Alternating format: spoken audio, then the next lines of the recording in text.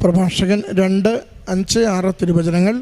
സ്വർണം അഗ്നിയിൽ ശുദ്ധി ചെയ്യപ്പെടുന്നു, സഹനത്തിൻ്റെ ചൂളയിൽ കർത്താവിന് സ്വീകാര്യരായ മനുഷ്യരും.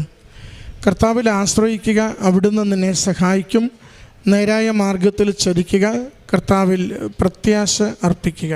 ഷേർലി ജോർജ് എന്ന ഈ സഹോദരി ജീവിത പങ്കാളിയോടും കുഞ്ഞിനോടുമൊപ്പം അമ്മയുടെ തിരുനടയിൽ വലിയ സന്തോഷത്തോടുകൂടി ആനന്ദാശ്രുക്കളോടുകൂടി നന്ദി പറയുകയാണ്. 9 വർഷമായി ദാമ്പത്യ ജീവിതം തുടങ്ങിയിട്ട് ഏറെ ചികിത്സകൾ പല സമയത്തും ചെയ്തിരുന്നു. അതെല്ലാം പരാജയപ്പെട്ട ദമ്പതികളാണ്.